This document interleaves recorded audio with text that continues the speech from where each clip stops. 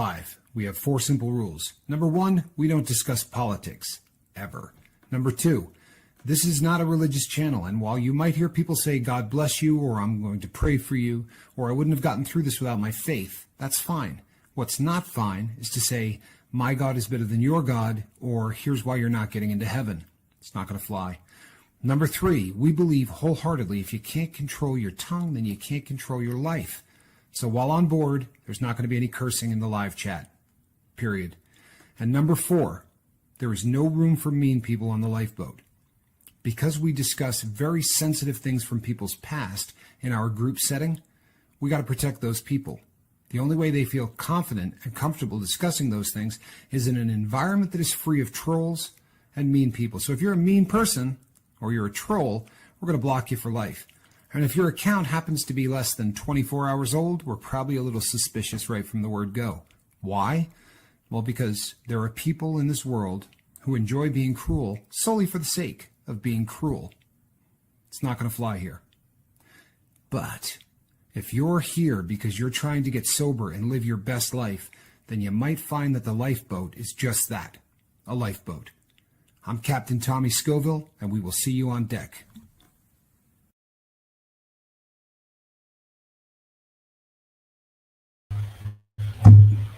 Good morning, everybody, and happy Easter. I'm Captain Tommy Scoville. You are on the lifeboat. Well, you typed the word miracle into anything on the big red button, and they just don't want the picture to go up. They don't want anything to happen. It's amazing. You have no idea the trouble I had this morning just putting the word miracle into anything. Kind of offensive if you really want to know the truth, but that's all right. As I've said many, many times on the lifeboat, every sober person is a miracle, and I believe that.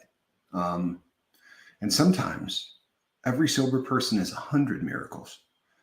The fact that they're still alive to get sober sometimes is a miracle in and of itself. I believe that very much is the case with me. The number of times that I definitely should not have made it, and somehow yet here I sit today talking to people at 5 o'clock in the morning about sobriety. But I truthfully have been of the belief since I started the whole process of trying to help people get sober that every single time it happens, it's a miracle.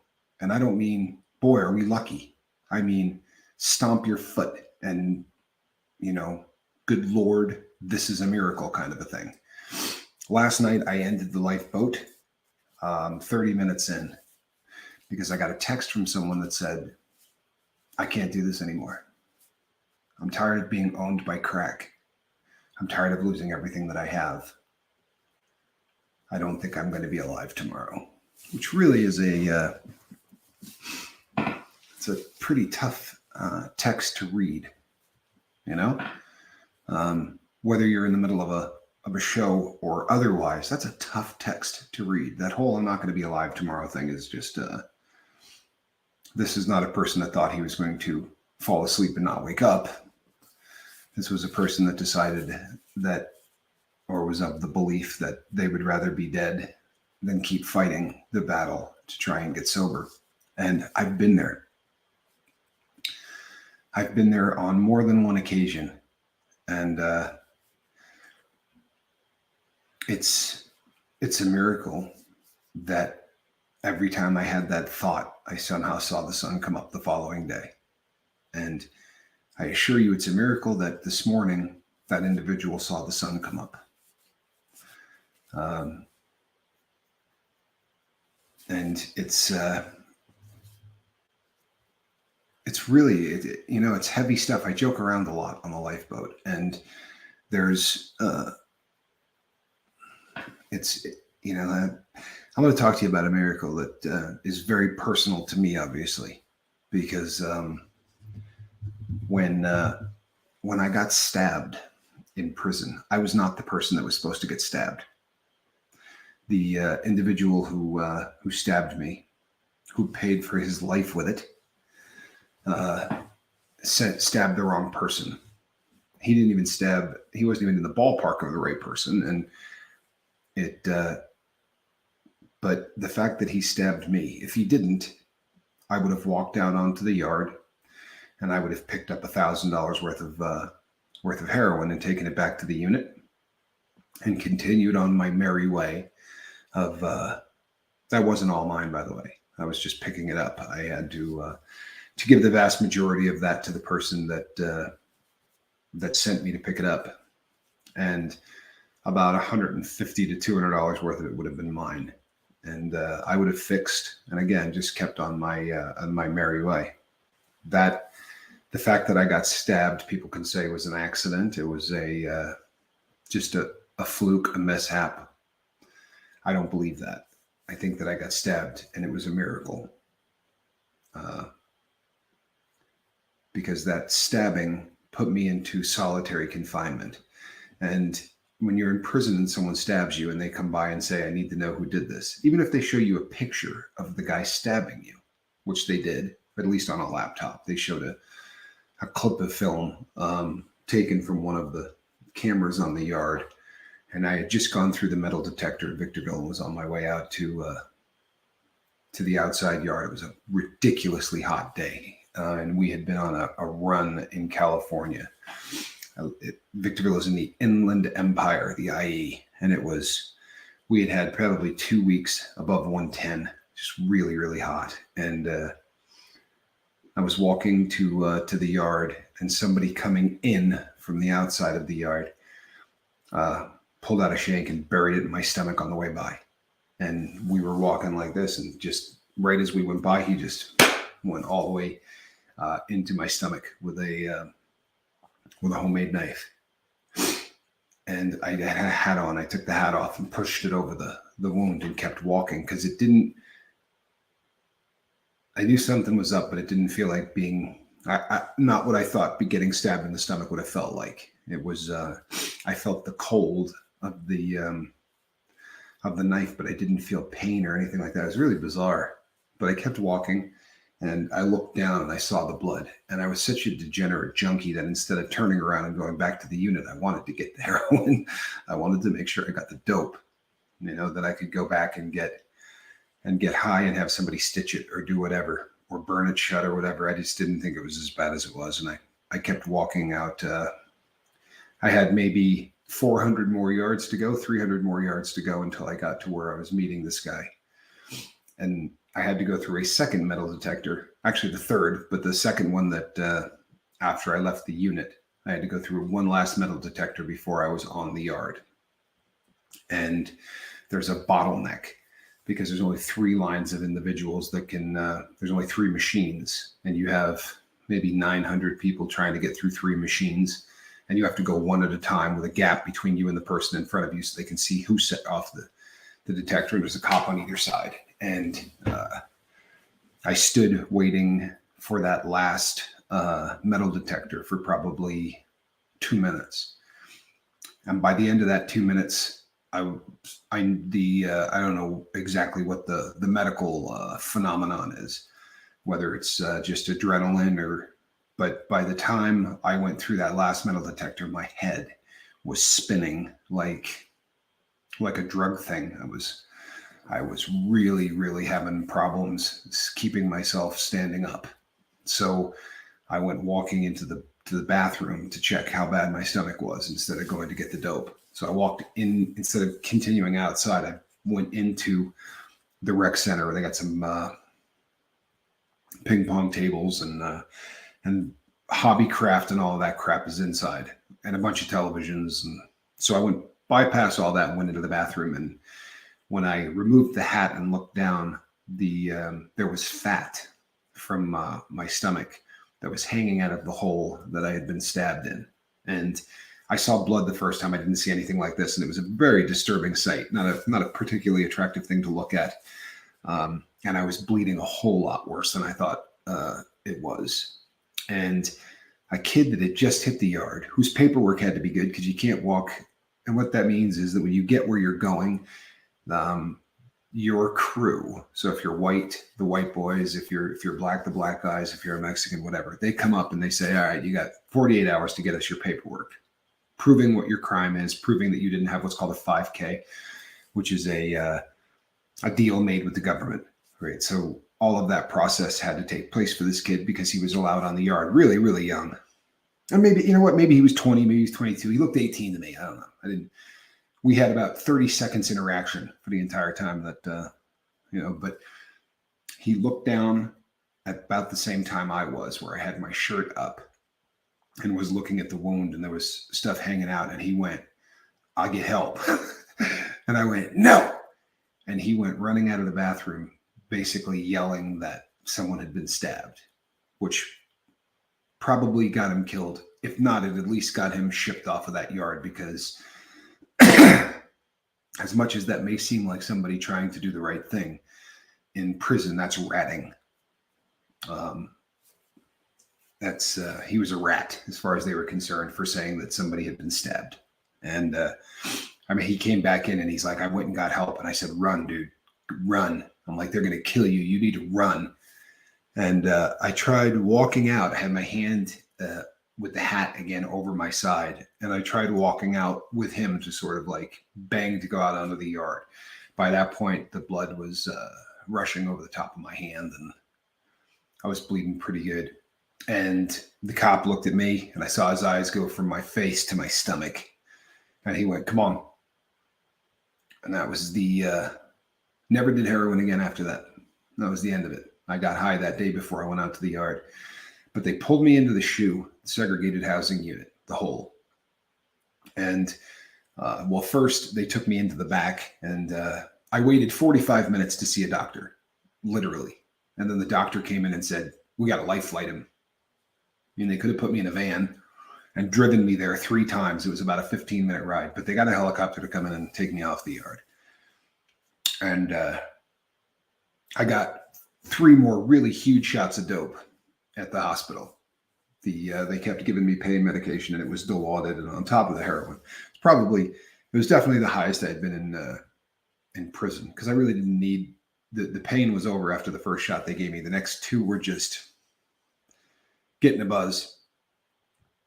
So when I came back, it was the middle of the night. It was I got stabbed at 11 a.m. And when I got back, it was about 3 or 4 in the morning. And SIS, which is the investigating arm of the prison staff, they're like the FBI of the prison staff, the cops. They wanted to have an interview with me. And I was nodding out through the interview. So they stuck me back in solitary confinement. And then the following day, they pulled me back out. And the guy, Mexican dude who ran SIS, really a good dude, honestly. Like in hindsight, it may not look like a good dude, but he used to, I would come in for my drug tests and he would say, "Are you going to fail?" And I'd go, "Yeah." And he'd say, "What are you going to fail for?" And I'd say, "Heroin." And he wouldn't make me take the test. He'd say, "Sign right here." And one day, after about the 4th or 5th time this guy did this, I said, "Why do you do that?" And he said, "Because where I grew up," he said, "there were tons of heroin addicts." He's like, "You can't get off the crap." He said, "The guys that are partying and other stuff, he really did not like spice and the things that were causing a lot of problems for the yard. But he said, I just understand that you can't live without that." Anyway, he showed me the video of Loco, the Mexican dude who stabbed me. And he said, "Here, check this out." He goes, "Here's the guy that got you." And he showed the video. And you can't see him stab me, but you see his hand hit my stomach. You don't see blade or anything like that. It was taken at a pretty good distance. So even when they blew it up, it was kind of grainy. But you could definitely tell it's me, and you could definitely tell it was him. And you could see his hand like hit my stomach. And I said, "You know what? He slaps you in the balls every time he goes by. It's a thing, we screw around on." He's like, no. He's like, "This is the dude. He's already in the hole. We already got him." And I said, "Well, then what do you need me for?" And he said, "We just need basically, I just need you to tell me that he did it." And I said, I couldn't do that if I wanted to, right? It would be like signing a death sentence. And he said to me, "You're off this yard one way or the other. But right now, if you don't tell us that this is who did it, I can't put you in the cell with a white guy. I can't put you in the cell with anybody because we don't know who attacked you." So by doing the convict thing and not saying, "Yeah, that's him," I got put into a cell with no cellmate in solitary confinement. And I was put into a restricted area that an inmate can't even walk by to sweep the hall. That means no dope. Even if you're in solitary, if there's a white guy walking by and sweeping, someone's going to get him dope to give to me, and he's going to get it underneath the door. So they were sending stuff back, but there was nobody there to catch it. I couldn't get the stuff. And that meant that I was going to get sober whether I wanted to or not. I spent the next 28 days on solitary with nobody walking by. And then I got my next 20 some odd days, I had the white guy whose yard it was. I don't think he's a shot caller. I don't know exactly what you call him. He's a rep. He's a yard rep because there's only one shot caller on the yard, and that yard was actually run by someone from a Mexican gang that rode with the whites. Anyway, again, no opportunity to get any dope. One miracle after another that kept me away from getting any dope. And then I got shipped off the yard to where I met Q. And there's no way to do justice to the miracle it was that a black guy even spoke to me and that I listened to him. You learn things in prison, and one of the rules is that you just don't talk to other races, especially blacks. Just keeping it real. White guys and black guys do not talk in federal prison. They can't be friends. They can't hang out. They can't eat together. They can't, none of that. It's just not allowed. And that's on both sides. He would catch as much hell as I would. Just is not allowed. And they use the excuse that it keeps things safer that way, which of course is bizarre, but you learn these things. I also learned more racial slurs that you could call a black man than anybody in history would ever want to learn, because that's just the culture. And it's so ingrained that you hear that 400 times a day. So when this guy said to me, I could help you get sober, the fact that I didn't just get up and walk away from him as fast as possible is a miracle. And I think about it all the time. Why did I not? Why did I even listen to him? I assure you it was a miracle. Probably more of a miracle than the fact that the guy that texted me last night saw this morning. And to be really honest, the fact that this guy saw this morning's sun come up is not a guarantee that this guy is going to get sober. I told him that, by the way, last night. The fact that you're going to not take your life right now is a miracle. But it's not a miracle that's going to make you sober. It's not a miracle that's going to make you happy. It's just one in a long chain of miracles that are required for somebody to put down a chemical that owns your brain. It's a pretty rugged process, this whole sobriety thing. You know, when they say 80% of people who are addicted never get sober, that may shock some people. I'm shocked that 20% can get sober. And I don't believe those numbers, by the way. I know that if you're a heroin addict and you use a needle to put the stuff into your body, and you're a guy, 98 out of 100 people, when they die, will still be using every day. If you're a woman and you use a needle for heroin, 99 out of 100 will die still using. The odds are greatly stacked against you. I don't know if you ever played roulette. I live in a town that is ripe with gambling. Roulette has 38 spots on a roulette wheel. 36 of them are either black or red, and there are 2 green spots, a 0 and a 00. But if you go into a roulette table and you try to pick one number, it will give you a real perspective on what 1 in 38 is. 1 in 100 or 2 in 100.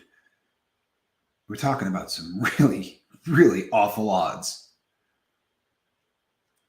Now throw in a life of crime.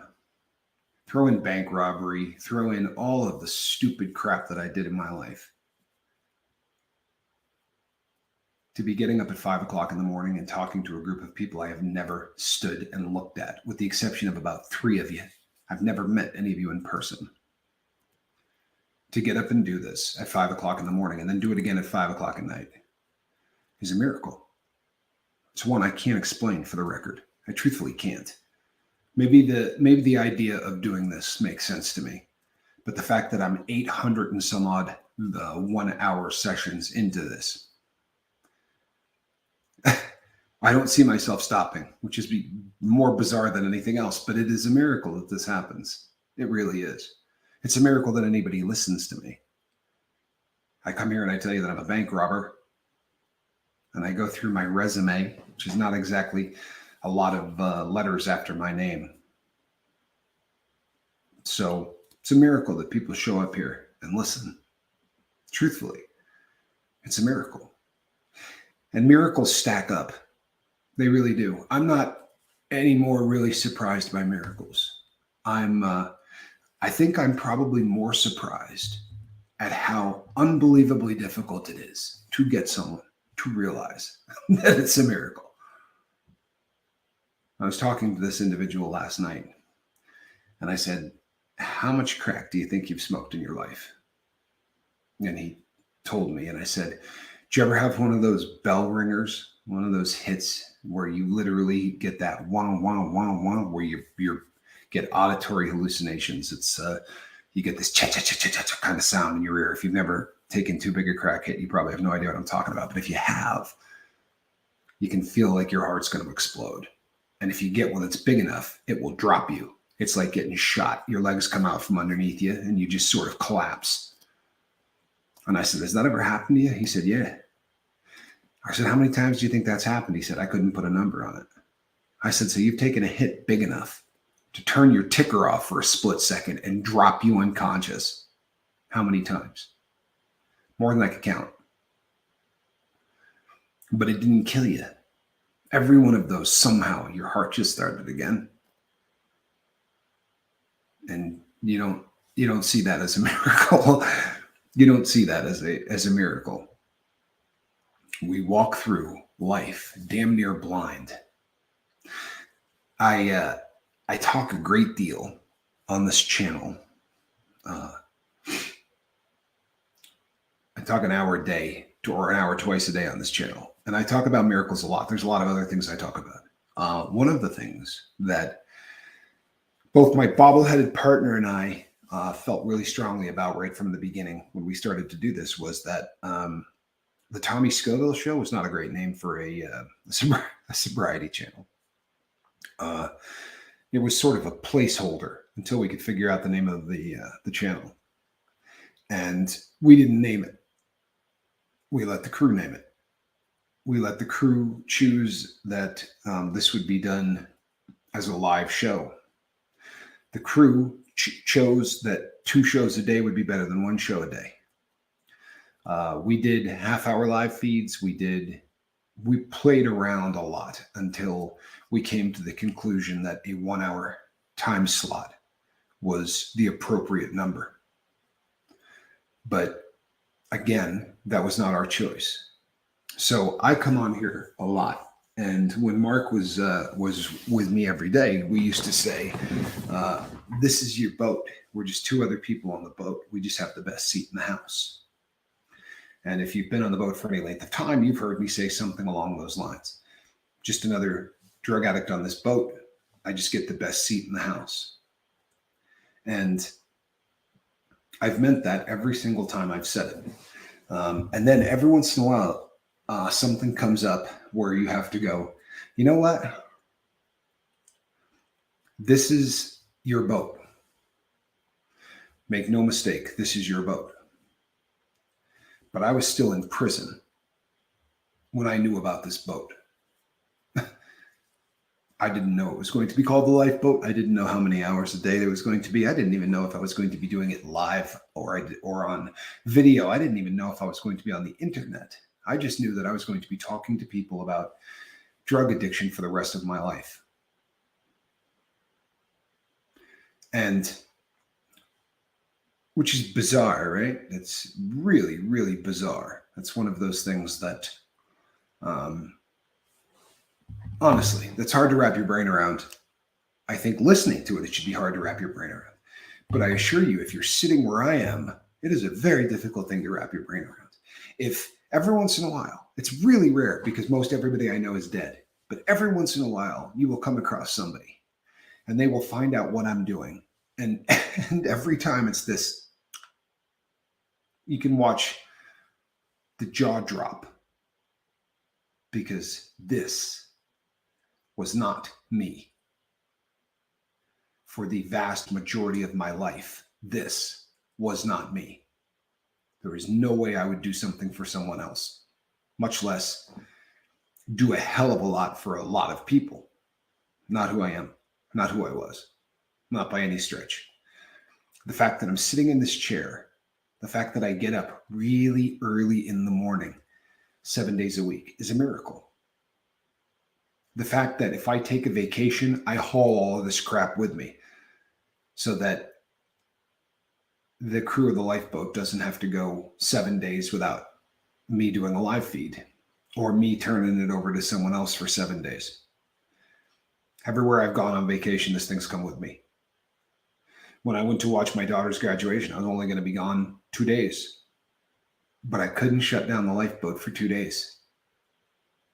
And there are people out there that will say that that is my ego, that somehow this scratches an itch for, I don't know, validation, whatever, but something, that this is just a narcissist's need to feel relevant.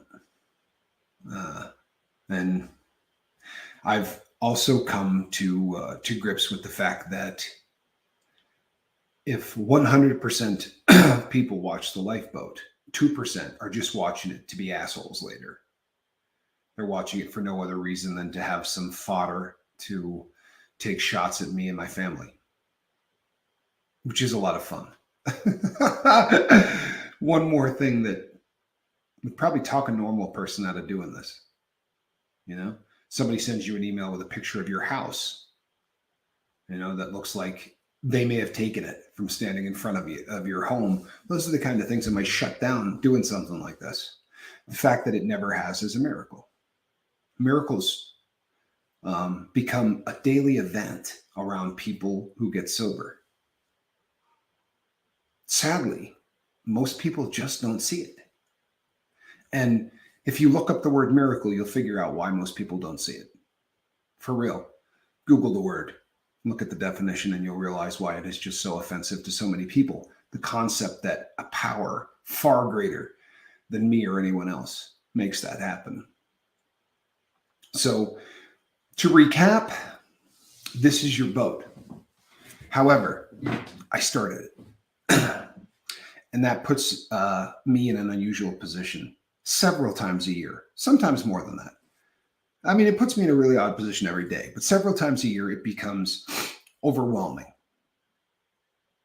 Today, there's not a day in the year that is more overwhelming to be difficult sitting in this chair and calling this thing your boat than Easter. So here's what I'm going to do. It is 5:30, right? 30 minutes after the hour of 5. You got 5 minutes to take off. That's about as much warning as I've ever given anybody. But you've got 5 minutes to leave the lifeboat, because in 5 minutes, this boat is going to be mine for 25 minutes. And I will give it back to you tonight. It'll be your boat again. But in 5 minutes, this boat is going to be mine until 6. There are things that I have to do if I'm going to be me. And if I am not going to be me, you're not going to enjoy me running this boat. I will become a hypocrite instead of a captain. And that's a dangerous thing. Hypocrisy sucks, especially when it's something that is at the base level of everything you believe. And this is going to be about everything I believe. So, because this is Easter, and because Easter to me has nothing to do with chocolate bunnies and Easter egg hunts, I'm going to talk to you about what Easter means to me. Now you got about 4 minutes. So if you're offended by things like this, it's okay. I'm not mad at you. But if you don't want to hear what I have to say, you got about 3.5 minutes, right, to leave. Because this is a day that for me is really, really important. And I'm going to talk about it. I ask for very little in terms of these kind of occasions. I think I do this maybe 2 to 3 times a year. Right around Christmas is a big one. Easter's huge. And then every once in a while, someone will absolutely ask me in no uncertain terms what my beliefs are. And I'll be damned if I'm going to ever pull punches if somebody asks me what I believe, because that's kind of a huge thing, isn't it? Those beliefs, these are the things that make you who and what you are. And I don't give any crap to anyone who does not believe what I believe, ever. I don't ban people. I don't kick them off the boat. If they have no belief at all, that's fine. And if their belief is the exact opposite of mine, and there are people on this boat whose beliefs are the exact opposite of mine. I mean, that not only do they not believe in a God, they believe in something else, and that's fine. It is. It's fine. For that reason, I do not make this a religious channel. I don't do any of that. But I promise you, there would be nothing that would be more dangerous to me, to this lifeboat, and to all of the people who I am trying to help, than for me to not be true to who I am, and for me to feel as if I don't have the ability to, every once in a great while, come on here and pay homage to the miracle that linked all of those other just unbelievable experiences together. Getting stabbed when I was the wrong guy, that not killing me. Getting shipped to the yard that I did. There's 127 prisons in the federal system, and I end up on the one that Q's on. It's not an accident. And there are people who will think it is. But there are people you could slap in the face with a miracle. You could punch them in the stomach with a miracle, and they won't see it. Not mad at them either. I'm not. Believe me, I'm not. And now you got 1 minute. There are 60 seconds for you to get off of this boat. I won't be mad at you, and we will talk later. Not going to stop loving you. Not going to stop trying to fight to help everybody get sober and to give them a platform where they can come together and talk to other people who are trying to get sober. I think that's really important. I also consulted with some of the wisest people I know in theology, people who really have it together. One gentleman in particular that has written 4 books on religion and Christianity, and really a solid individual when it comes to faith. And I said, what do you think of making it a religious channel? And he said, it's a really bad idea. I almost had a heart attack. I went to him for validation because I thought, of course, this person's going to tell me that this needs to be a religious channel. And he said, no, that'd be a real bad idea because a lot of the people that need help don't believe. Anita, thank you. I really appreciate that. Thank you so much. I really appreciate that. Happy Easter. Okay. Now, anybody that should have been gone is gone. So from this point forward, if I offend you, you had a lot of warning. They didn't want me to put up the thumbnail. If you believe that is an accident, that's okay. But they did not want this thumbnail going up. And I didn't put up a crucifix. If I did, I'm sure it really would have been hard. But I'm here today because 2023 years ago, there was a miracle that took place that changed all of humanity.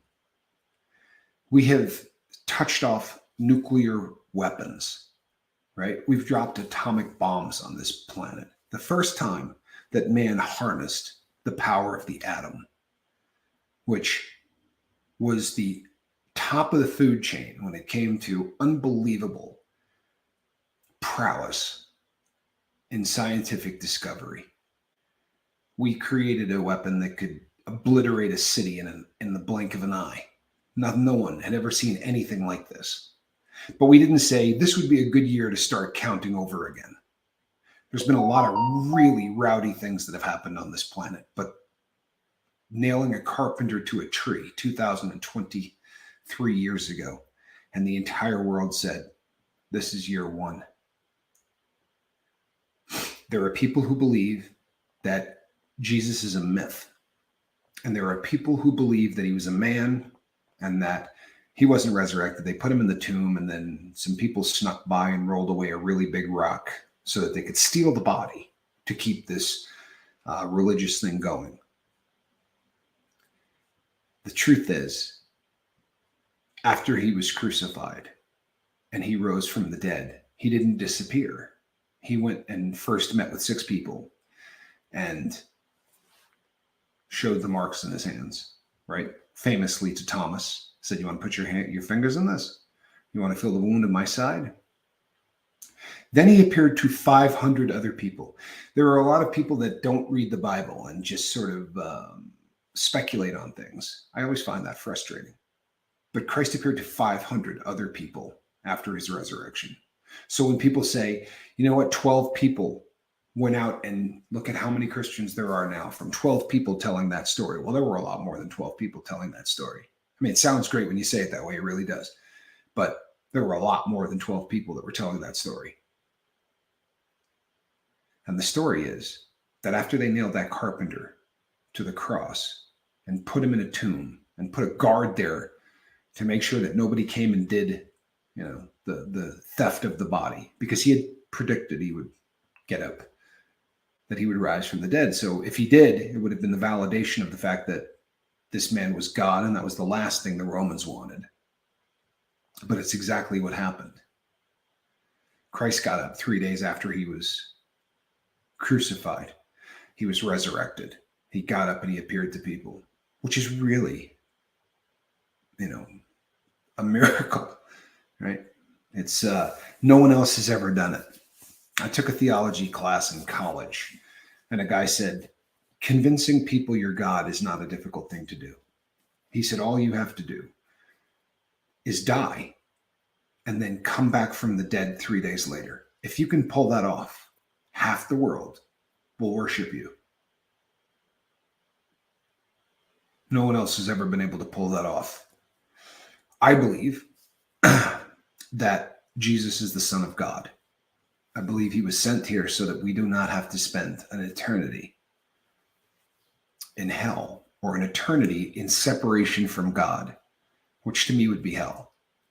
In the worst days of my addiction, when I was absolutely at my most degenerate, where nothing mattered anymore, where I could put drugs before my family, I could put drugs before God, there was never a point when I cried out for help that he wasn't listening.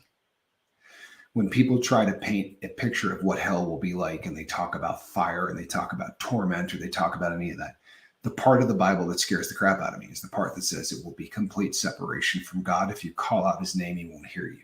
That's the part that scares the hell out of me. I don't have to worry about it anymore. I took the time and continue to take the time to proclaim Jesus as Lord, which is a really big thing for me. And if I'm offending any of you, I really apologize. But to me, there's no doubt. There just isn't. And I'm not a perfect person. In fact, I'm not even a damn good person. I curse, my patience is awful. I still judge people. I still say things I really shouldn't on a pretty much daily basis. For real. I'm a bit of a jackass with the things that roll off my tongue. And if you know me really well, then you've heard some of them. Johnny, Spanks, Lady Crispin, Alan. There's a group of people that have had to hear me at my worst. I am not by any stretch a good person. I've never said I was. Find that tape in 800 hours. Find the tape that said I'm a good person, because I've never said that. I'm forgiven. That's what I am. I'm forgiven. The beautiful thing about what I believe is that there's not a damn thing I could do to impress the Lord that created the universe, right? That spoke the earth into creation. that spoke man into creation, woman into creation. What am I going to do to get that God's attention? Seriously. You ever go to a beach? I always look down at the beach. I'm always fascinated because I think about how many grains of sand there are on that beach. And they tell us that there are more stars in the universe than there are grains of sand on that beach. And you start thinking about a universe that vast, and then you start thinking about 7 billion people, closing in on 8 billion people on the planet. Billion, a lot of people. But I have no doubt whatsoever that when they were nailing my Savior to the cross, he knew I was going to be having this conversation on YouTube. That's an amazing thing to me. The fact that the Lord could use me to talk to people about sobriety is staggering, because I'm not a good person. I'm not. But there are people who are getting sober because of the group that we've put together here. Not because of me, but because of the group that we've got put together. There are a lot of people who come here just to talk to you guys in the live chat. And the number of emails I get every month from people who say, the chat on the lifeboat has saved my life. You guys. For real. And I'm not at all offended when I say what I'm about to say, so please don't take it that way. But on very few exceptions, there are exceptions. There are days that for whatever reason, whatever's going on here in front of the mic is a big thing, and it sort of gets people's attention or whatever. But for the most part, if I went for an hour, it wouldn't make much difference. And I'm not at all bummed out about that. In fact, the more that sinks in, the more I think it's beautiful. Honestly. It took a long time, and there were times that I was really offended by the idea that maybe no one was listening. It used to really eat at me. And I prayed about it incessantly because it just seemed like I'm wasting my time. And then God made it really obvious. And I won't get into the story of that because you would really find it creepy. But God made it really obvious to me that the only reason I was struggling with that was because of my ego. See, it really doesn't matter if anyone's listening, because that's not why I started this. I started this so that people would get sober. And the important part is that people are listening to you. You understand? People come here, and the first thing they talk about is acceptance. They don't go, boy, Tommy, you're a hell of a speaker. They say, I came there and everybody treated me, like I'd never been treated before on the internet. I was instantly accepted. Everybody just welcomed me and I felt loved. The number of people that have said, this is the first time I ever felt like I was around people that understood me. Well, that's what this was supposed to be. So if I just went like this and that worked, like if I could just duck off camera and this would work, then I could take vacations without lugging around this camera. But I do think that I need to sit here and come up with things to say. The good news is that if I have a really bad day, it's not going to really affect much more than if I have a really good one. I honestly, people, the last time I did one of these Easter talks, I was not at all at peace with that. I really wasn't. Now I am. And it's really funny because as a salesman, one of the first things they teach you is you cannot say the wrong thing to the right person, and you can't say the right thing to the wrong person. I'm never going to say something that gets somebody sober. I'm not. What's going to get somebody sober is the understanding that they're not alone. The understanding that they're not broken. They're different. The understanding that this is not a lack of heart or a lack of determination or willpower or any of the crap that society teaches us. It's just that we have a disease that makes it so that if by some chance we try a substance, that substance will own us until we find a way to take back our lives. Do you know how many people do mental gymnastics to explain why it is that those with a faith have a double success rate for sobriety than those who don't? Well, the psychosomatic with the, yeah, because it's just such a bitch to claim miracle. It's just such a tough word for people to work up, right? They can't swallow that miracle concept. I take great peace in knowing that when I pray for help, the guy I pray to walked on water.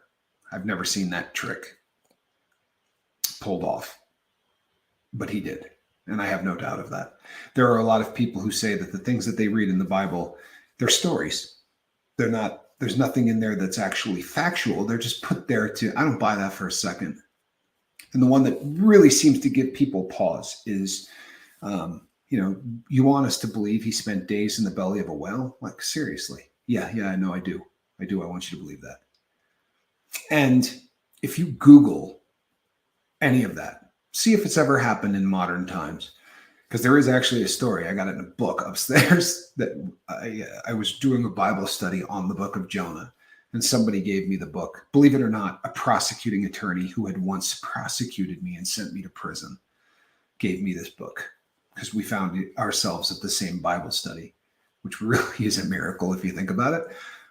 But there was a guy off the coast of Maine who was swallowed by a whale in 1973.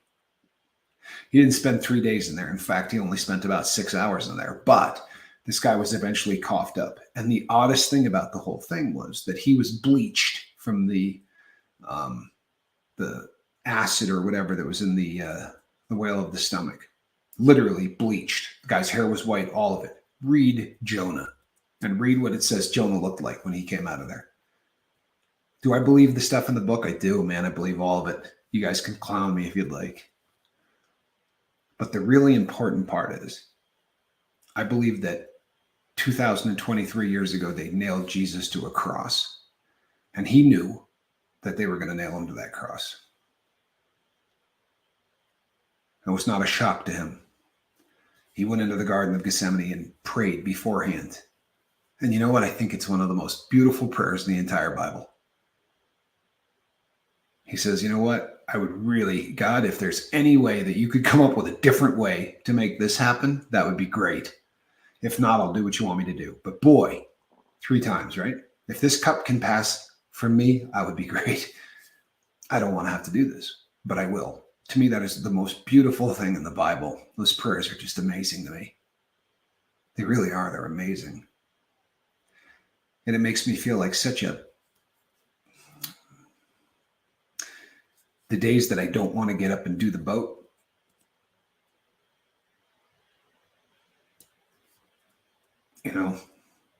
my Father is not asking for me to go through the humiliation or the pain or the suffering. I just got to get up, drink some coffee, eat a bagel, and do one of these shows. I love this boat. I love everybody on it. I love the people on it that don't believe what I believe. I love the people on here that are struggling.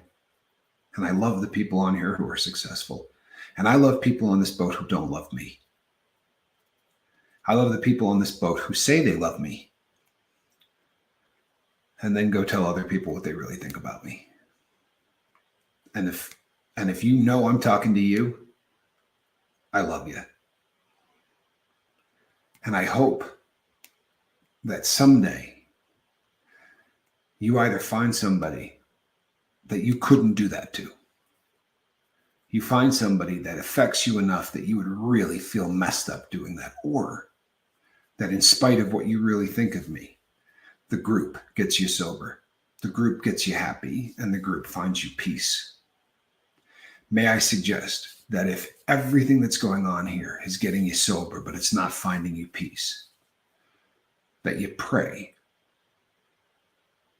And if I were you, I would ask Christ to come into your heart and to take over. I never, ever had peace in my life until I asked Christ to take over. And it didn't make me boring. And it didn't make me, Ned Flanders.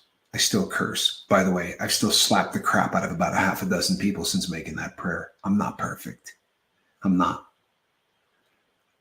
I'm never going to be. And there's a really good chance that even as I get old and decrepit, I'm probably going to slap at least one more person around before I get off this planet. Because sometimes it's just almost impossible to get through it without slapping somebody in the head. God forgive me. But I'm not perfect. But I really believe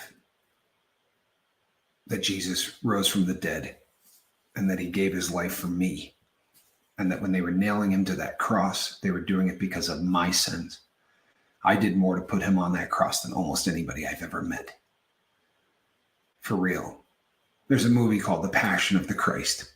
I've never seen it, but I know about it. Mel Gibson directed it. I saw an interview with Mel Gibson, and the guy said, "Did you consider maybe putting yourself in the movie?" He said, "I'm in the movie." And the guy said, you made a cameo in that movie? When they put Christ on the cross, all you see is a hand holding the nail and a hand holding the hammer, and that's Mel Gibson. You don't see any of him at all in the movie except for that. And he said the reason that was there is because he knew he put Jesus on the cross more than most. It should have been my hand holding that nail, and it should have been my hand holding that hammer. I've never met a bigger sinner. I know they're out there because I've read stories and I've seen videos about some really bad people. But as far as people that really put him on the cross, I've never met anybody worse than me. And if God can get someone like me to get up in the morning and talk to people that I've never met, some of whom are going to treat me like crap, if I can keep getting up and doing this 810 times in hopes that you'll get sober, and I'm not going to lie to any of you here. My hope is that you're going to get saved. I don't talk about it on the shows because I will run people off. But I've said many times that I pray for all of you on the boat. My prayer is the same every single day. And I pray, God, I pray that the people on the boat find sobriety so that they can find you. That's my prayer. And it always will be. If I, by any chance, offended anybody here, I apologize. I assure you, I do not want to offend anybody. I really don't. But there's only one person on this planet or on the other side of this planet that I refuse to offend, right? At all cost. And primarily because I owe him everything. There, but for the grace of God, I would be putting a needle in my arm right around now. The sun's coming up. I'd be cooking a shot right now if it wasn't for Jesus. I promise you. Forget getting up and doing a show to try to help people get sober. As that sun comes over the mountain right now, I'd be putting a needle in my arm. And then I'd be starting the day, and I would need $700 so that I could continue to put needles in my arm until the sun went down.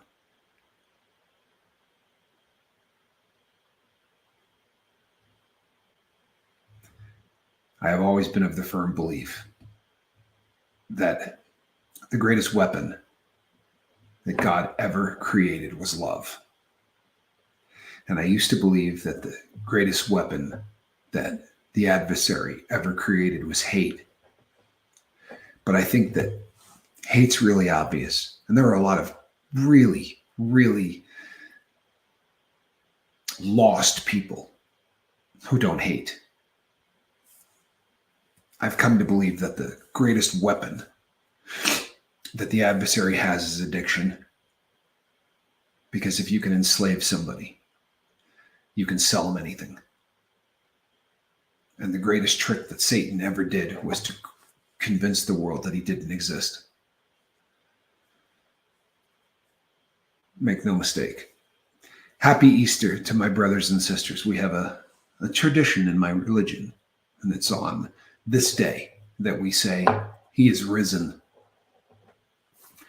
And if you meet somebody who's a believer and today and you say he is risen, more than likely they will say he is risen indeed. So to my brothers and sisters, happy Easter. He has risen. I'm Tommy Scoble. We'll see you on the next one. And you know what? God bless you. I love you guys. Have a great day.